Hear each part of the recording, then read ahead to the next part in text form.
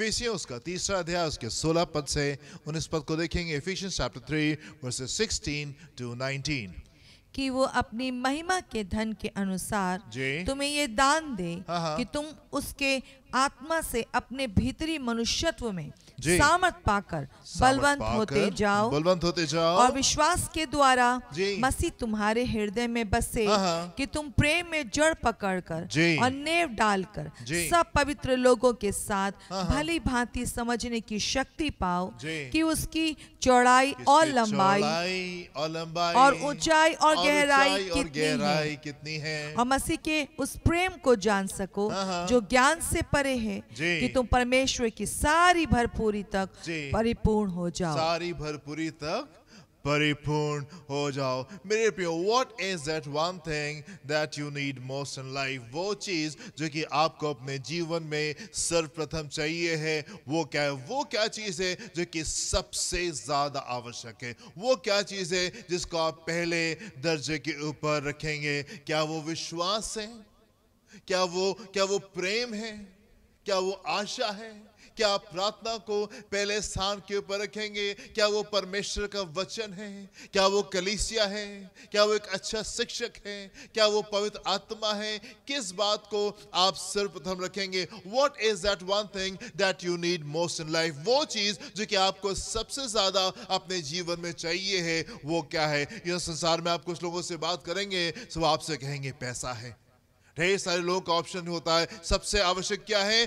पैसा है। पर मेरे प्रिय, हमने देखा कोरोना के दौर में कि पैसे के होने के बावजूद भी चीजें कामयाब नहीं हो पाई, चीजें सफल नहीं हो पाई। पैसे ने कैसे लोगों को फेल किया, ये हमने अनुभव कर लिया। और मेरे प्रिय, पैसा यदि संसार में कार्य नहीं कर पा रहा है, तो जिस दिन हम न्याय के सिंहासन के सामने, परमेश्वर के सामने खड़े होंगे, ये पैसा हमको वहां पे कैसे बचाने पाएगा? What is that one thing that you need most in life? वो चीज जो कि आपको अपने जीवन में सर्वप्रथम चाहिए है, वो क्या है? परमेश्वर का वचन सारी बातों को स्पष्टता के साथ में बताता है। आप मेरे साथ में देखें, होसेया नबी की पुस्तक उसका 4था अध्याय उसके पहले पद से 6ठे पद को देखेंगे। यहाँ पे क्या लिखा हुआ है? हे इस्राएलियों, यहोवा का वचन सुनो। हाँ, हे परमेश्वर के लोगों, परमेश्वर का वचन सुनो। इस देश के निवासियों के साथ जी। यहोवा का मुकद्दमा है। यहोवा का मुकदमा है। परमेश्वर बता रहे हैं कि यस, वो जो न्याय लोगों के जीवन में आता है, वो किस प्रकार क्यों कर आता है? परमेश्वर का मुकदमा है। जी, इस देश में ना तो कुछ सच्चाई है, इस देश में ना तो कुछ सच्चाई, परमेश्वर कह रहे हैं लोगों के बीच में ना तो कुछ सच्चाई है, ना कुछ करुणा, और ना कुछ परमेश्वर का ज्ञान है, और ना कुछ परमेश्वर का ज्ञान है। यहाँ श्राप देने, झूठ बोलने, वध करने, चुराने और व्यभिचार करने को छोड़ कुछ नहीं होता।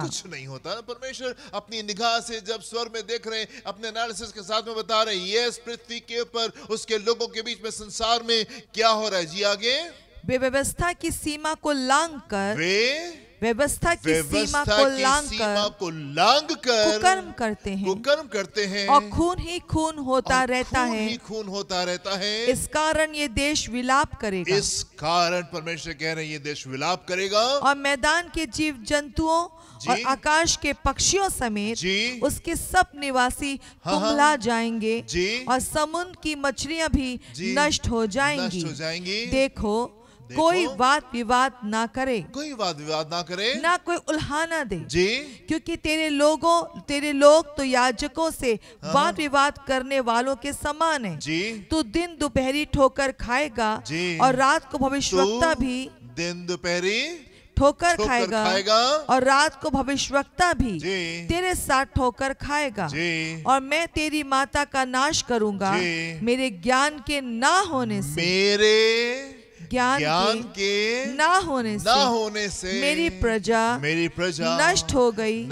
तूने मेरे ज्ञान को तुच्छ जाना है, इसलिए मैं तुझे अपने याजक रहने के अयोग्य ठहराऊंगा।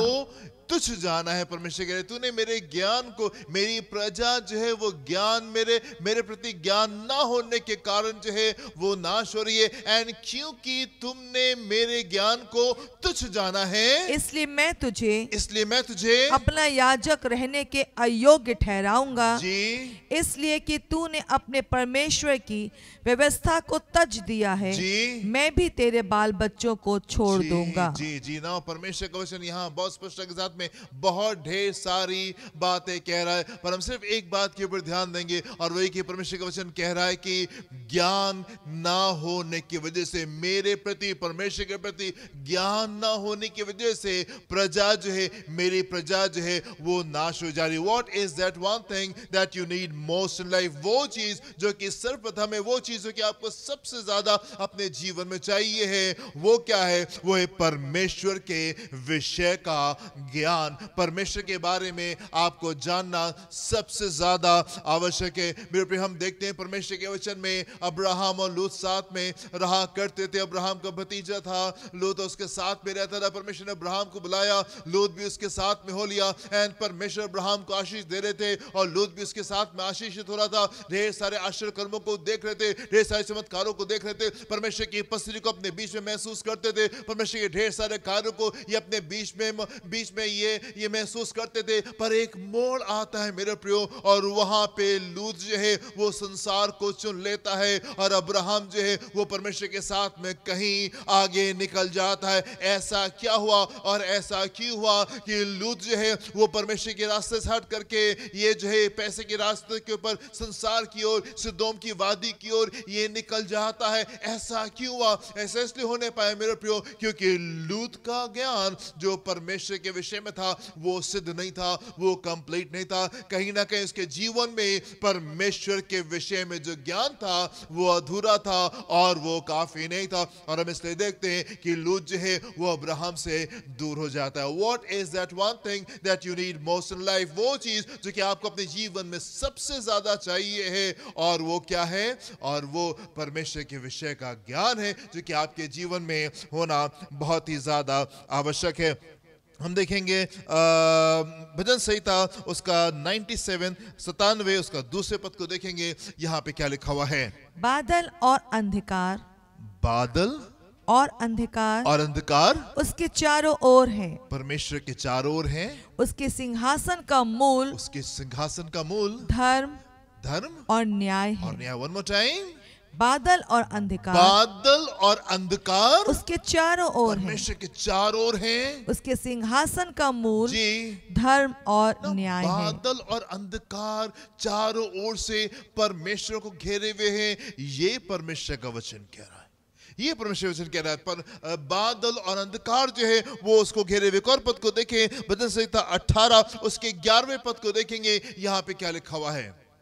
उसने अंधियारे को जी अपने छिपने का स्थान, उसने अंधियारे को अपने छिपने का स्थान और अपने चारों ओर मेघों के अंधकार जी और आकाश की काली घटाओं का मंडप बनाया। जी जी अब उसने अपने क्या क्या बनाया? One more time.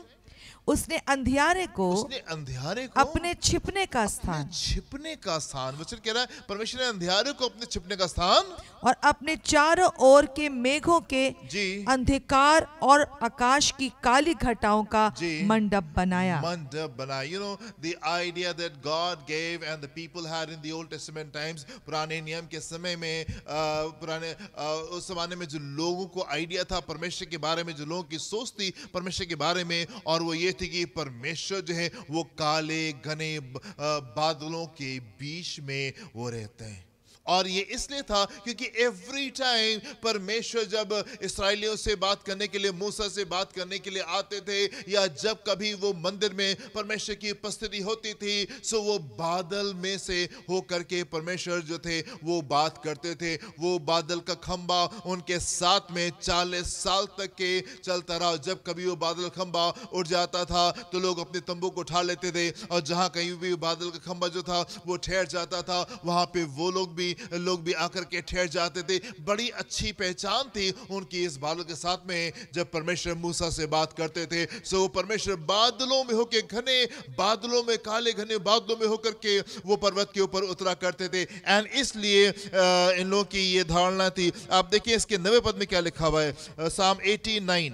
वो स्वर्ग को नीचे झुकाकर उतर आया, स्वर्ग को नीचे झुकाकर उतर आया और उसके पांवों तले घोर अंधकार था। घोर अंधकार था। वो स्वर्ग को से नीचे उतर करके आ गया और उसके पांव के तले घोर अंधकार था। जो आइडिया, जो लोगों को विचार था परमेश्वर के बारे में, जिस तरीके से परमेश्वर ने अपने आप को प्रकट किया, और इस कारण से लोगों का ये विचार था कि परमेश्वर ने अपने आप को काले घने बादलों से घेर करके रखा हुआ। आप देखिए परमेश्वर किस प्रकार से बात करते रहे। निर्गमन उसका 19वां अध्याय 16 से 18 पद, ये बड़ी आवश्यक बातें हैं जी। जब तीसरा दिन आया तब भोर होते ही जी बादल गरजने। परमेश्वर ने मूसा से कहा था कि लोगों से कहो तैयार हो जाएं और अपनी पूरी तरीके से तैयारी करें, और तीसरे दिन मैं उनसे बातचीत करूंगा जी। ऑन द थर्ड डे तब भोर होते ही बादल गरजने और बिजली चमकने लगी। बिजली चमकने लगी, बादल गरजने लगे और बिजली चमकने लगी, और पर्वत पर काली घटा छा गई। और पर्वत पर माउंट साइनाई पे सिनाई पर्वत के ऊपर काली घटा छा गई। फिर नरसिंगे का बड़ा भारी शब्द हुआ जी, और छावनी में जितने लोग थे जी सब कांप उठे। तब मूसा लोगों को परमेश्वर से भेंट करने के लिए छावनी से निकाल ले गया और वे पर्वत के नीचे खड़े हुए। और यहोवा जो आग में होकर सीने पर्वत पर उतरा था, इस कारण समस्त पर्वत धुएं से भर गया और उसका धुआं भट्टे का सा उठ रहा था और समस्त पर्वत बहुत कांप रहा था। सो यहाँ पे परमेश्वर जब इस्राएलियों से मिलने के लिए आते हैं, इस्राएलियों से बात करने के लिए आते हैं, तो क्या वो तीसरे दिन जब लोगों ने अपने आप को तैयार किया, ओके यस परमेश्वर मिलने आ रहे हैं, उन्होंने अपने आप को पवित्र किया और अपने आप को साफ करके वो रेडी थे परमेश्वर से मिलने के लिए। ऑन द थर्ड डे क्या होता है, तीसरे दिन क्या होता है, काले घने बादल जो है वो आ जाते हैं और कस के बिजली जो है वो कड़कती है। एंड देन उसके बाद में परमेश्वर जो है वो माउंट साइनाई के ऊपर, सिनाई पर्वत के ऊपर वो बादलों में आकर के उतरते, और वो जो पर्वत था उस पे आग जो थी वो उतर रही थी, और आग के से वो जो धुआं, जो काला धुआं, भट्टे का सा काला धुआं जो था वो वहां से निकल रहा था, एंड पर्वत जो था वो कांप रहा था। सो जो आइडिया परमेश्वर ने अपने बारे में दिया, जो ज्ञान परमेश्वर ने अपने बारे में दिया, जो तरीका परमेश्वर बताया वो ये कि काले घने बादल में होकर के परमेश्वर इन लोगों से आकर के मुलाकात करते थे और बात करते थे। एक और पद को देखिए आप, 24वां अध्याय, इसका निर्गमन 24वां अध्याय 15 से 18 पद को देखेंगे। यहाँ पे क्या लिखा हुआ है, तब मूसा पर्वत पर चढ़ गया, मूसा पर्वत पर चढ़ गया, और बादल ने पर्वत को छा लिया, और बादल ने पर्वत को छा लिया। तब यहोवा के तेज ने सीने पर्वत पर निवास किया जी, और वो बादल उस पर 6 दिन तक छाया रहा जी। और 7वें दिन उसने मूसा को बादल के बीच में से पुकारा। 7वें दिन परमेश्वर ने मूसा को बादल के बीच में से पुकारा। इस्राएलियों की दृष्टि में यहोवा का तेज पर्वत की चोटी पर प्रचंड आग के समान दिखाई पड़ता था। तब मूसा बादल के बीच में प्रवेश करके पर्वत पर चढ़ गया, और मूसा पर्वत पर 40 दिन और 40 रात रहा। Amen and amen. You know, परमेश्वर जब मुलाकात करने के लिए आते थे इस्राएलियों से, सो वो काले घने बादलों में हो करके आकर के उससे मुलाकात करते थे। एंड बड़ी कस के वहां पे आग, बिल्कुल धधकती हुई आग जो थी वो पर्वत के ऊपर दिखाई देती थी, और एक काला धुआं, बिल्कुल भट्टे का सा धुआं जो था वो उसमें से बाहर दिखाई देता था। एंड परमेश्वर बादल में से होकर के बात करते थे। परमेश्वर ने बादल में से होकर के मूसा को बुलाया, और लोगों ने सुना कि परमेश्वर मूसा को बुला रहे। एंड मूसा बादल के अंदर जाते हैं, पर्वत के ऊपर जाता है, और वहां पे जाके परमेश्वर से मुलाकात करता है, परमेश्वर से बात करता है। आप एक और पद को मेरे साथ में देखें, व्यवस्था विवरण उसका 22वां अध्याय, व्यवस्था विवरण उसका 5वां अध्याय 22 और 23 पद को देखेंगे। यही वचन यहोवा ने उस पर्वत पर आग और बादल और घोर अंधकार के बीच में से तुम्हारी सारी मंडली से पुकार कर कहा, और इससे अधिक और कुछ न कहा, और उन्हें उसने पत्थर की 2 पटियाओं पर लिखकर मुझे दे दिया जब पर्वत आग से दहक रहा था। और तुमने उस शब्द को अंधियारे के बीच में से आते सुना, तब तुम और तुम्हारे गोत्रों के सब मुख्य पुरुष और तुम्हारे पुरनिये मेरे पास आए।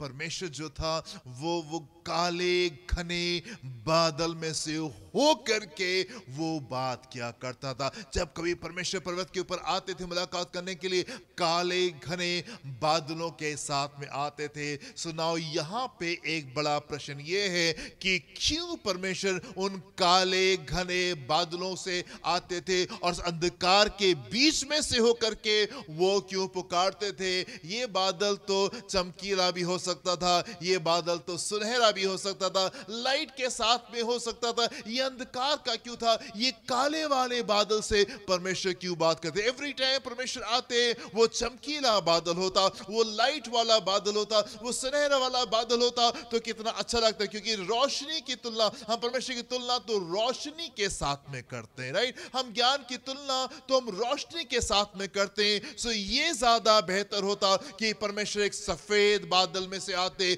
या चमकीले बादल में से आते, या एक सुनहरे से बादल में से होकर के वो बात करते। सो ये चीज ज्यादा हमको बेहतर लगती है कि बजाय इसके कि वो काले घने बादल में से होकर के बात करता था, अंधकार के बीच में से उसकी आवाज आती थी। ऐसा क्यों है, क्यों कर इस प्रकार से चीज होती थी।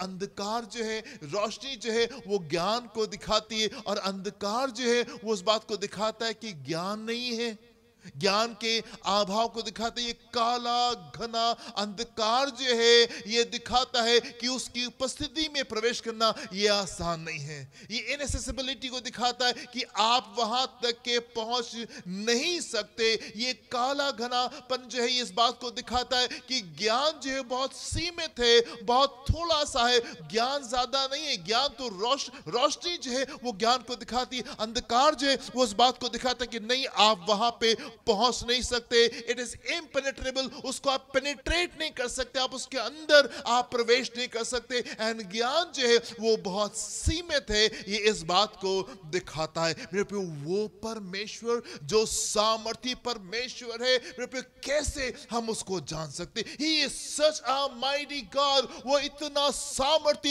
इतना शक्तिशाली परमेश्वर है। हम छोटी सी बुद्धि के साथ में उस बड़े और सामर्थी परमेश्वर को समझ नहीं सकते। एंड इसलिए परमेश्वर उस काले बादल के द्वारा आकर के इस बात को बताने की कोशिश करते थे कि मुझे जान पाना इतना आसान नहीं है, इतने आसानी से तुम मेरे ज्ञान को हासिल नहीं कर पाओगे, और मुझ तक के पहुंचना जो है वो भी इतना संभव नहीं है। परमेश्वर है जो कि आसमान से नीचे के ऊपर आया और उसने अपने आप को हमारे ऊपर जाहिर किया है। आप देखिए मेरे साथ में रोमियो उसका 11वां अध्याय उसके 33 और 34 पद में यहाँ पे क्या लिखा हुआ है।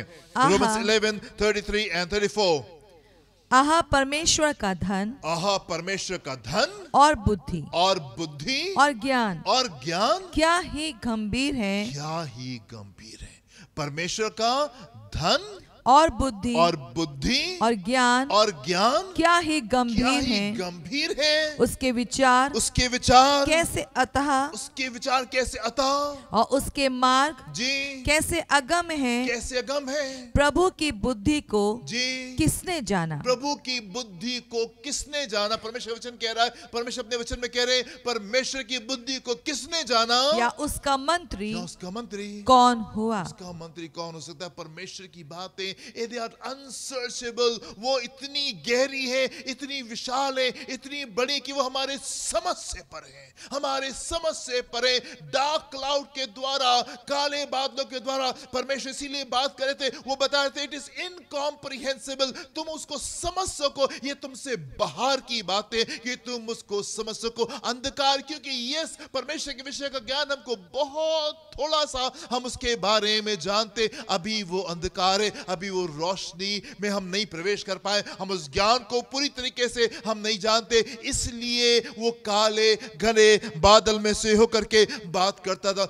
मैं पिछले दिनों में एक रास्ते में जा रहा था, मैं स्कूटर पे था, मैं ड्राइव कर रहा था, एंड क्या हुआ कि मेरे आंख के पास में यहाँ पे कोई पतंगा जो था, वो छोटा सा कोई कीड़ा जो था वो आ गया, और ड्राइव करते करते मेरा हाथ यहाँ पे गया और मैंने उसको बस ऐसी बहुत छोटा सा था, मैंने उसको उठाया और मैंने उसको बाहर कर दिया, and I was so surprise. और मैं परमेश्वर का धन्यवाद दे रहा था और मैं हैरान हो रहा था परमेश्वर के ऊपर कि कैसी रचना उसने बनाई है, कैसी रचना उसने बनाई। हम आंख से देख नहीं पा रहे हैं, पर ये हमारा सिस्टम इतना परफेक्टली फंक्शन करता है, इतनी सिद्धता के साथ में फंक्शन करता है कि वो छोटा सा कीड़ा जहां कहीं भी था, माइंड ने कैलकुलेट कर लिया, माइंड ने जान लिया और उसने आज्ञा दी हाथ को, और हाथ जो उंगली एग्जैक्टली उसी जगह पे पहुंचती है जहां पे छोटा सा वो कीड़ा था, और मैंने उसको ऐसे पकड़ा और उसको उठा करके मैंने उसको बाहर कर दिया। I was amazed, मैं हैरान था कि परमेश्वर कितना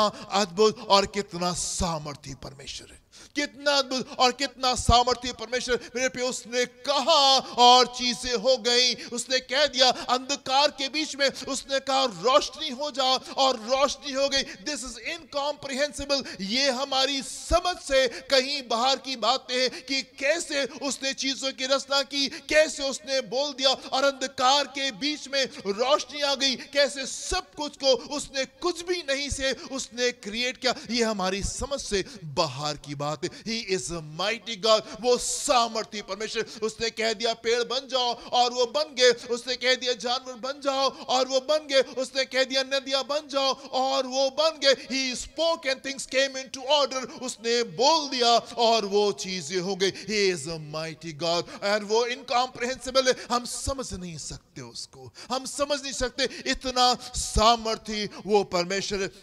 मेरे प्रिय, हमारी जो गैलेक्सी है, जो हमारी आकाश गंगा, ये जो गैलेक्सी है मिल्की वे जो है, ये साइंस हमको बताती है, परमेश्वर का वचन नहीं, ये साइंस हमको बताती है। आप YouTube के पर जाकर देखें, इसकी स्पीड, जिस रफ्तार से ये गोल घूम रही है, वो रफ्तार है 5 लाख मील प्रति घंटे की रफ्तार से हम घूम रहे हैं। हमारी पृथ्वी भी इस आकाश गंगा में, हमारे इस मिल्की वे में, इस गैलेक्सी में ये घूम रही है, और हम सब कुछ जो है वो 5 लाख मील प्रति घंटे की रफ्तार से भाग रहे हैं। 130 मील प्रति सेकेंड, 210 किलोमीटर एक सेकेंड में हम पार करते हैं।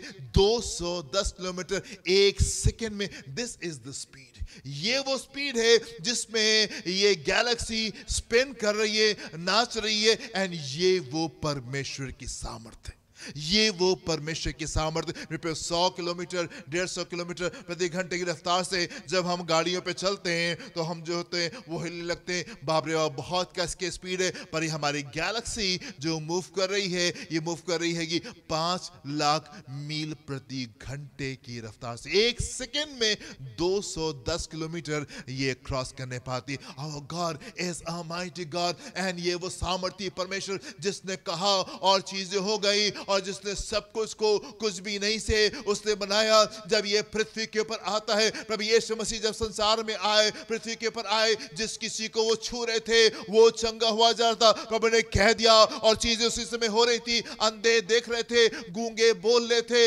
लंगड़े चल रहे थे, कोढ़ी शुद्ध हो रहे थे, मृतक जो थे वो जीवित होते। इंस्टेंटली उसी समय चंगाई जो थी वो फ्लो कर रही थी। कैसे सारी चीजें हो रही थी, हमारी सोच और हमारी समझ से कहीं बाहर की बातें। प्रभु यीशु मसीह जो है लाजर की कब्र के ऊपर जाके खड़े होते और लाजर से कहते, लाजर तू बाहर निकला। वो जन जो कि 4 दिन का मुर्दा कब्र के अंदर पड़ा हुआ था, अभी इसकी स्थिति क्या होनी चाहिए थी, अभी किस हालत में उसको होना चाहिए था, पर जैसे ही उसने कहा वो सामने निकल करके आ करके खड़ा हो गया। मेरे प्रिय, आप उस परमेश्वर से मुलाकात करें जो कि सामर्थी है। आप उस परमेश्वर से मुलाकात करें जो कि अद्भुत है। आप उस परमेश्वर से मुलाकात करें जो कि हमारी सोच और समझ से कहीं बड़ा और कहीं सामर्थी परमेश्वर है। He is an amazing God. Hallelujah. और सिर्फ यही नहीं मेरे प्रियो, और सिर्फ यही नहीं, परमेश्वर का वचन जो है वो हमको बताता है कि एक दिन जो है वो तुरी की आवाज आएगी और प्रधान दूत का स्वर सुनाई देगा।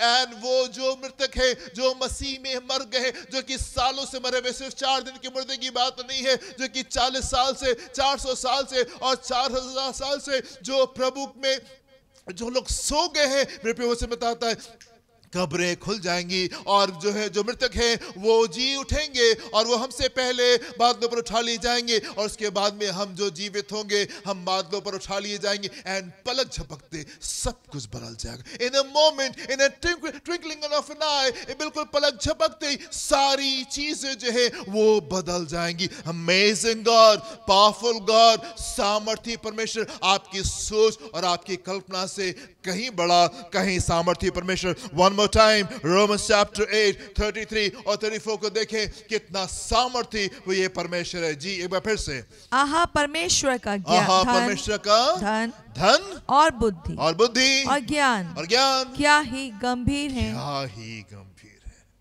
क्या ही गंभीर है।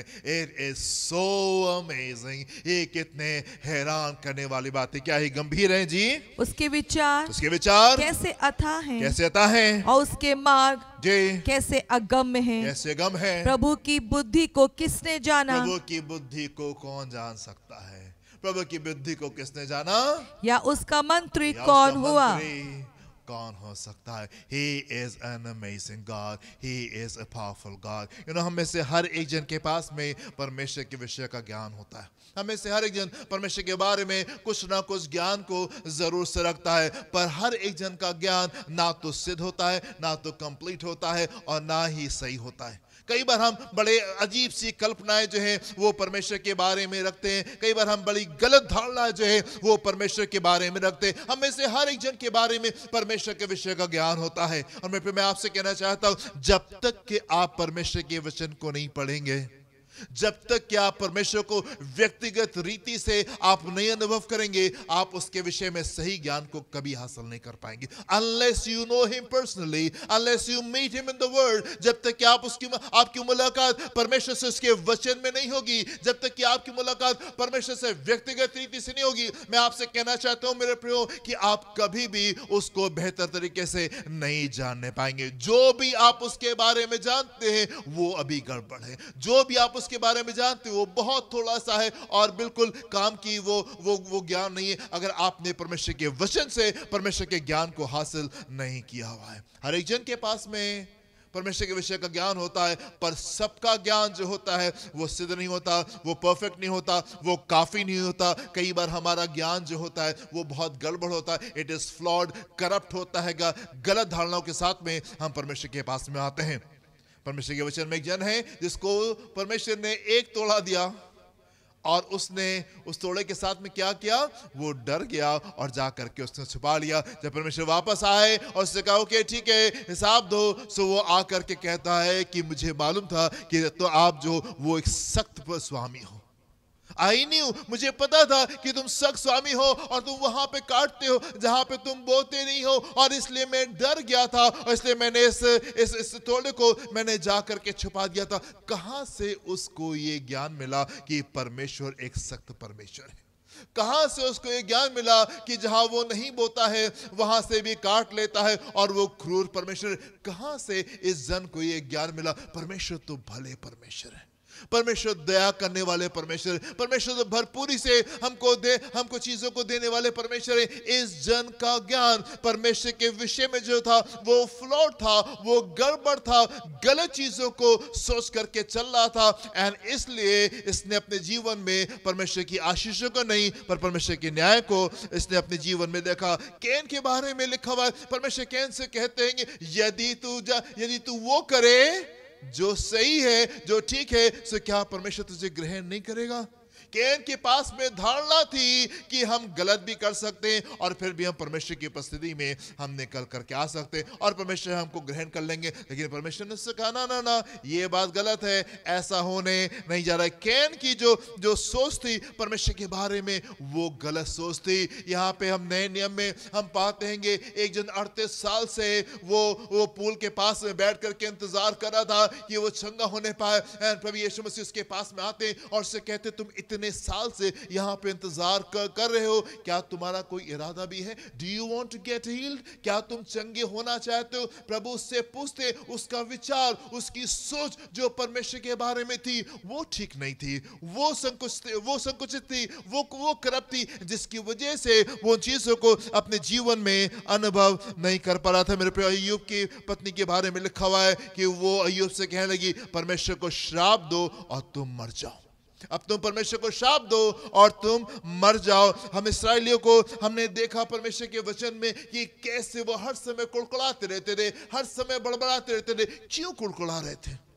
क्यों बड़बड़ा रहे थे? क्योंकि वो परमेश्वर की मोहब्बत को नहीं जानते थे, क्योंकि उनको नहीं मालूम था कि उसका पिता उनसे कितना प्रेम करता है और वो नहीं जानते थे उन योजनाओं को जो परमेश्वर ने उनके लिए तैयार की थी और वो नहीं जानते थे उन चीजों को जो परमेश्वर उनके लिए करने को तैयार था। कितने बड़े बड़े काम परमेश्वर ने इस्राएलियों के लिए किए और उसके बावजूद भी ये बार बार कुड़कुड़ाने लगते थे और बार बार ये बड़बड़ाने लगते थे। क्यों? इतनी सारी चीजों को अनुभव करने के बाद भी ये क्यों कुड़कुड़ा रहे थे? क्योंकि परमेश्वर के विषय का ज्ञान जो उनके पास में था वो ठीक नहीं था, वो ठीक नहीं था। एंड इस कारण से ये लोग जो थे ये बड़बड़ा रहे थे। अपने जीवनों में भी हम इन बातों को देखते, अपने आसपास के भी कई लोग हम देखते, उनका जो परमेश्वर के विषय का ज्ञान होता है वो गड़बड़ होता है, वो ठीक नहीं होता, वो सही नहीं होता और इस कारण से उनके जीवन में हम फलों को लगते नहीं देखते। हम देखते हैं ढेर सारे लोग अपनी जीवन की दिक्कतों के लिए सारा दोष परमेश्वर को दे रहे होते हैं, अपनी इच्छा के अनुसार चल रहे होते हैं, अपनी मर्जी में चल करके फैसले कर रहे होते हैं, जो उनको अच्छा लगता है वो ही कर रहे होते हैं और उन्हीं बातों को लेके परमेश्वर के पास भी आते हैं। बस प्रभु ये वाला काम कर दीजिए, ये वाली आशीष दे दीजिए, इस चीज को ऐसे कर दीजिए, उस चीज को वैसे कर दीजिए। परमेश्वर उनको लेके नहीं चलते, वो परमेश्वर को लेकर के चल रहे होते हैं और इसके बाद में जब जीवन में गड़बड़ी आती है तो कहते हैं परमेश्वर ये क्या किया आपने हमारे साथ में, और ऐसा क्यों किया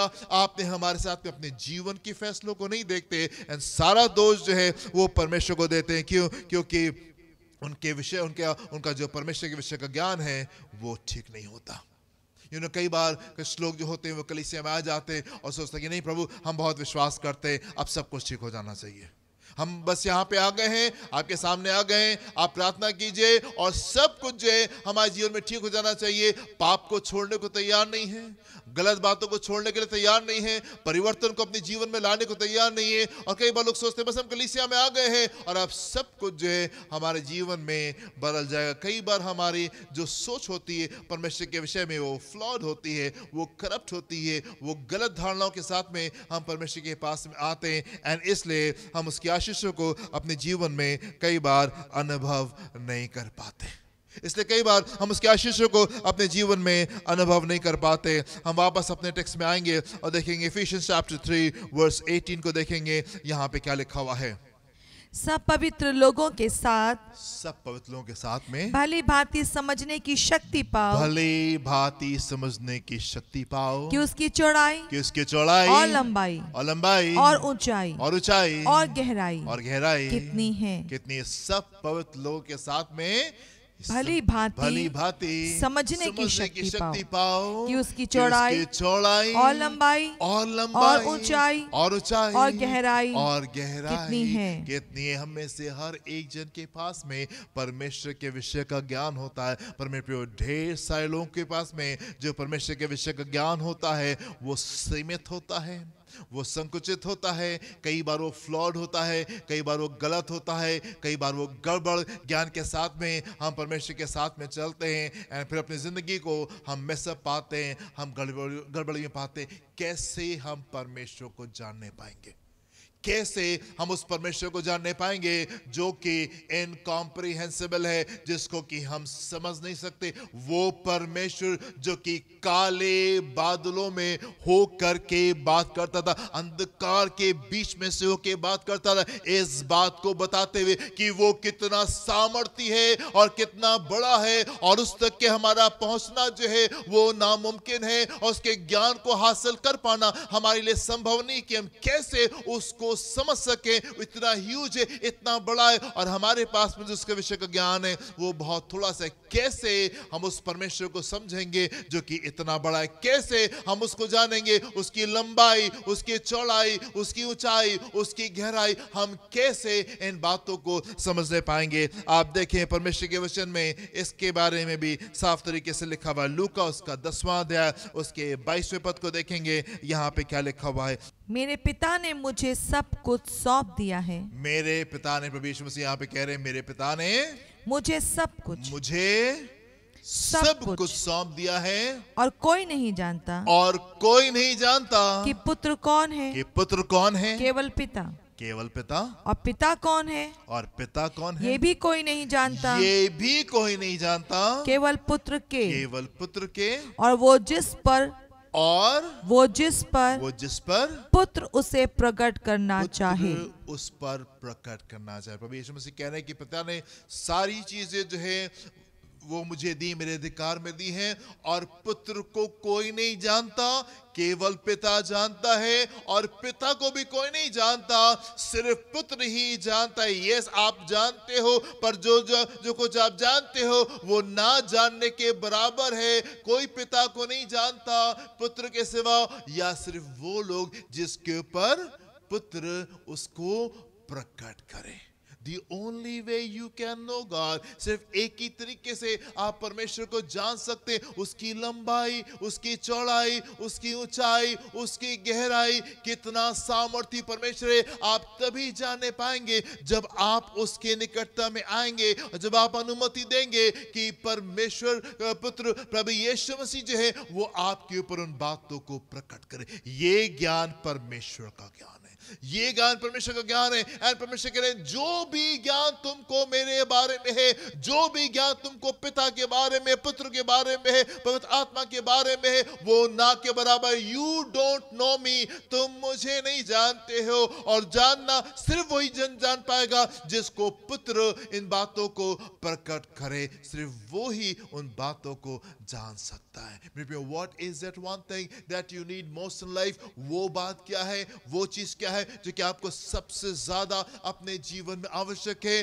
वो है परमेश्वर के विषय का ज्ञान। और वो हमको कब मिलता है और वो हम कैसे प्राप्त करने पाएंगे? जब परमेश्वर इन बातों को, इन बड़ी, इन गंभीर बातों को हमारे ऊपर प्रकट करेगा। जब हम उसके करीब आते हैं, वो हमारे भीतरी मस्तिष्क में वो अपनी सामर्थ को डेलता है, वो हमको अंदर से मजबूत करता है, और जब अंदर से मजबूत होते हैं हमारा विश्वास जो है वो प्रकट होना शुरू होता है। और जैसे जैसे हमारा विश्वास जो है वो प्रकट होना शुरू होता है, परमेश्वर जो हमारे साथ में थे, जो हमारे अंदर आ गए, वो हमारे साथ में वो ड्वेल करना शुरू करता है, वो जीना हमारे साथ में, वो हमारे साथ में बसना जो है वो शुरू करता है। और जैसे जैसे परमेश्वर हमारे जीवन में बसते जाते हैं, हम प्रेम में हम जड़ पकड़ते जाते हैं और नींव डालते हम जाते हैं। और जैसे जैसे हम प्रेम में जड़ को पकड़ते और नींव को डालते, परमेश्वर इस सामर्थ को हमको देता है कि हम उसको जानने पाए। परमेश्वर इस सामर्थ को हमको देता है कि हम उसको जानने पाए, उसकी लंबाई, उसकी चौड़ाई, उसकी गहराई, उसकी ऊंचाई को हम समझने पाए। One more time verse number 18 को देखेंगे, यहाँ पे क्या लिखा हुआ है? सब पवित्र लोगों के साथ, सब पवित्र लोगों के साथ में। आप इसके एक और पद से पहले से पढ़ दीजिए, 17 पद से पढ़ दीजिए। और विश्वास के द्वारा, विश्वास के द्वारा मसीह तुम्हारे हृदय में बसे, मसीह तुम्हारे हृदय में बसे, कि तुम प्रेम में जड़ पकड़कर, प्रेम में जड़ पकड़ के और नेव डालकर, नेव डाल के सब पवित्र लोगों के साथ, सब पवित्र लोगों के साथ में भली भांति समझने की, सब पवित्र लोगों के साथ में भली भांति समझने की शक्ति पाओ, की शक्ति पाओ, भली भांति समझने की शक्ति पाओ, कि उसकी चौड़ाई और लंबाई और ऊंचाई और गहराई कितनी है। ढेर सारे लोगों के पास में परमेश्वर के विषय का ज्ञान होता है, पर हर एक जन के पास में जो परमेश्वर के विषय का ज्ञान है वो कंप्लीट नहीं होता। कई बार वो गलत होता है, कई बार वो गड़बड़ होता है। जैसे जैसे आप उसकी निकटता में आते जाएंगे, जैसे जैसे आप उसके करीब आते जाएंगे, वैसे वैसे परमेश्वर उन बातों को आपसे प्रकट करते जाएंगे, उन बातों को वो आपको और भी ज्यादा बताता जाएगा। हमने परमेश्वर के वचन की शिक्षा में देखा था पिछले दिनों कि कैसे 3 व्यक्ति जो हैं वो अब्राहम से मिलने के लिए आते। परमेश्वर 2 स्वर्गदूतों के साथ में अब्राहम से मिलने के लिए आते, अब्राहम के साथ में ढेर सारा समय बिताते, ढेर सारी बातें जो है वो अब्राहम से कहते हैं, और उस अब्राहम को जाते जाते वो बता देते कि सदोम और गुमोरा में वो क्या करने जा रहेंगे। लेकिन लूत के पास में परमेश्वर नहीं जाते। लूत के पास में वो अपने 2 स्वर्गदूतों को भेजता है, लूत के पास में वो नहीं जाता। लूत को बचा लेता है, उसके परिवार को बचा लेता है, लेकिन लूत से वो जा करके उन बातों को नहीं करता है। जैसे जैसे आप परमेश्वर के साथ में समय बिताएंगे, the more he dwells in you, जितना ज्यादा वो आपके साथ में बसेगा, इतनी ढेर सारी बातें वो आपके जीवन में वो प्रकाशित करता जाएगा, रिवील करता जाएगा और आपको बताता जाएगा। प्रभु यीशु मसीह जब संसार में थे, ढेर सारे लोगों को शिक्षा दे रहे थे, ढेर सारे लोगों को चंगाई दे रहे थे, ढेर सारे लोगों के जीवन में बड़े बड़े परिवर्तन आ रहे थे। लेकिन उस बड़ी भीड़ को परमेश्वर ने अपना चेलाने का, उस बड़ी भीड़ में से उसने सिर्फ 12 को चुना, जिसको उसने अपना चेला कहा, और उनके साथ में वो अलग से समय बिताता था, और उनके साथ में वो अलग से वो उनको शिक्षा दिया करता था। पर उन 12 में 6 का ग्रुप था, और 6 में 3 का ग्रुप था, और 3 में से एक था जो कि सबसे आगे था। जब प्रभु यीशु मसीह का रूपांतर होता है तो प्रभु यीशु मसीह वहां पे अपने 12 के 12 चेलों को लेकर के नहीं पहुंच जाते।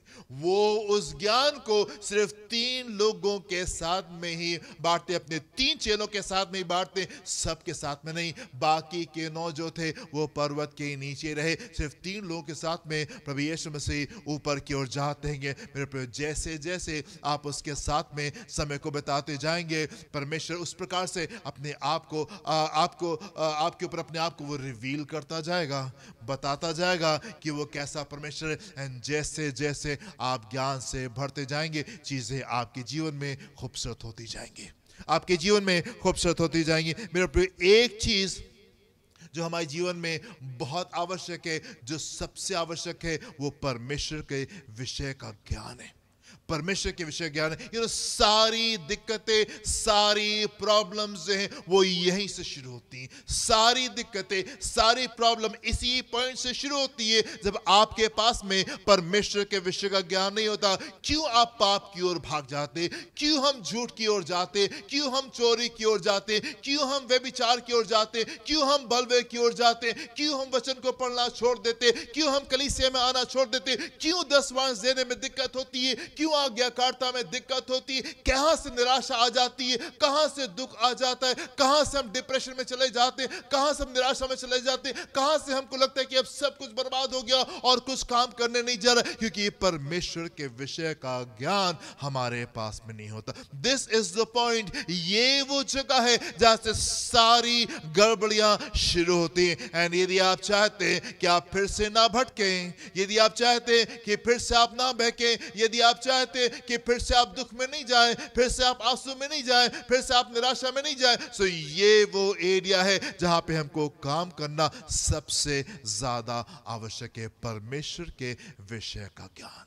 परमेश्वर के विषय का ज्ञान तुम सारे पवित्र लोगों के साथ में भली भांति समझने की शक्ति प्राप्त करो कि उसकी लंबाई, उसकी चौड़ाई, उसकी ऊंचाई और उसकी गहराई कितनी है। What a wonderful thing! कितनी खूबसूरत बात है मेरे प्रियो कि परमेश्वर अपने बारे में आपको बताना चाहता है और इस कदर वो अपने आप को आपके ऊपर रिवील करना चाहता है, इस कदर उस तमाम बातों को आपको बता देना मांगता है। वो बता देना मांगता है आपको कि वो कितना बड़ा और कितना सामर्थ्य परमेश्वर है। वो जो इनकॉम्प्रिहेंसिबल है वो अपने आप को आपके ऊपर बता देना चाहता है कि उसकी लंबाई, उसकी चौड़ाई, उसकी ऊंचाई और उसकी गहराई कितनी है। Hallelujah, this is so beautiful. ये कितना अद्भुत है, ये कितना खूबसूरत है। अपनी आंखों को बंद करेंगे, हम प्रार्थना करेंगे।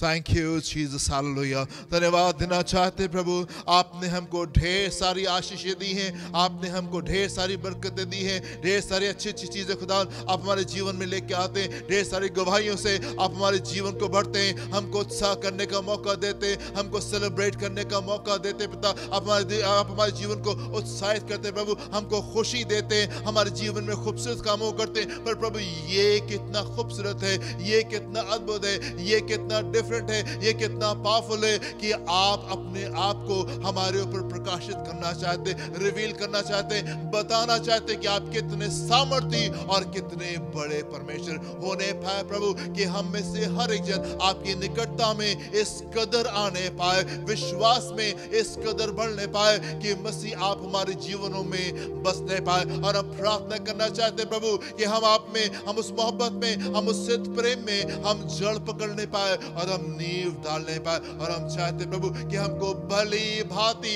समझने की शक्ति दे, वो पावर दे, वो सामर्थ्य दे कि हम आपको भली भांति हम समझने पाए कि आपकी लंबाई, आपकी चौड़ाई, आपकी ऊंचाई और आपकी गहराई कितनी है। वो परमेश्वर जो कि प्रभु आप जबकि काले बादलों में सो करके लोगों से बात करते थे, वो जो इतना दूर है, वो जो इतना सामर्थ्य पिता आप हमारे निकट आना चाहते हो। हम आपको धन्यवाद देना चाहते और हम चाहते प्रभु कलीसिया को आप तैयार करें कि वो आपको उस निकटता में आकर के अनुभव करने पाए, जिस निकटता में आप हमको ड्रॉ करना चाहते हैं। पिता परमेश्वर धन्यवाद देना चाहते प्रभु इन अद्भुत शिक्षाओं के लिए, इन अच्छी बातों के लिए जो कि आप हमको और कलीसिया को सिखा रहे प्रभु। चाहते अपने हाथ को बढ़ा करके छुए और इस शिक्षा लोगों के जीवनों में रहने पाए, दुष्ट किसी भी तरीके से इन चीजों को लोगों के जीवन से चुराने नहीं पाए। आपका फजल, आपका अनुग्रह आपके लोगों के ऊपर, आपकी कलीसिया के ऊपर रेस्ट करने पाए। पिता परमेश्वर जो भी कलीसिया के लोगों की आवश्यकता है, मेंटल, फिजिकल, इमोशनल, स्पिरिचुअल, वो आपके आसमानी भंडार के द्वारा पूरी होने पाए। देखिए संभाले अपनी भले भाव ने शिक्षा को हमारे बीच में पूरा करें, यीशु के नाम से मांगते हैं, आमेन एंड आमेन। हालेलुया। हमारे खुदावंद यीशु मसीह का फजल और अब आपकी मोहब्बत और पाक रूह की रिफाकत शराकत हमें सारे के साथ में अब से लेके हमेशा तक होती रहे। Amen and amen. Hallelujah. God bless you my dear friends. प्रभु आपको आशीष दें। जय मसीह की।